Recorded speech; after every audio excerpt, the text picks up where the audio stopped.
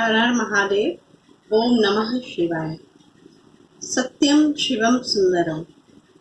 जैसा कि श्रावण मास के पावन पर्व में देवादिदेव महादेव की अनन्यान प्रकार से चिंतन, उनका विचार, उनकी पूजा पद्धति, उपासना, भक्ति, अर्चना, वंदना हम सभी शिव भक्त कर ही रहे हैं, श्रद्धालु।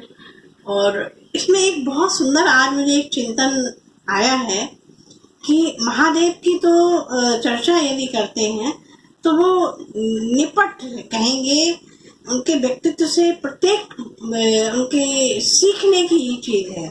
जैसे कि उनका सबसे प्रिय जो गण है वो नंदी है, नंदेश्वर महादेव कहा जाते हैं, जो भगवान देवादिदेव महादेव के सबसे निकटतम रहने वाले नंदीश्वर, और जो उनका वाहन भी वृषभ जिससे कहा जाता है। सबसे बड़ी मुख्य बात ये है, जो चिंतन का आज का विषय है, कि भगवान जो देवादिदेव इतने भोले हैं कि उन्होंने एक नंदी पशु होने के बाद भी ऐसा नंदी को वरदान दिया कि जो भी उनके कान में कोई बात कहता है वो उन तक बात पहुंचती है, ऐसा पुराणों में आया है।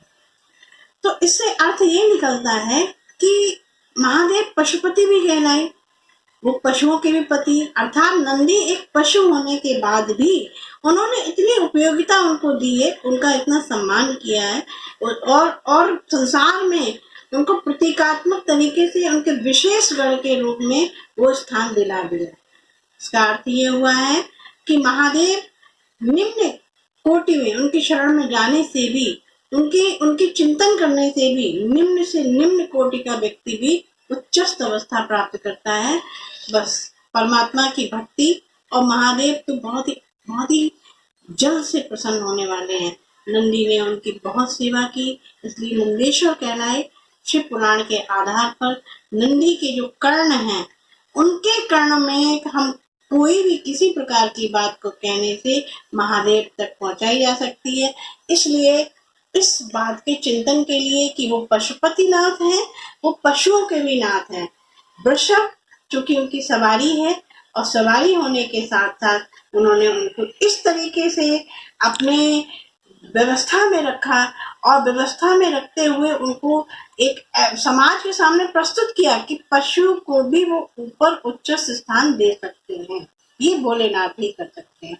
हर हर महादेव।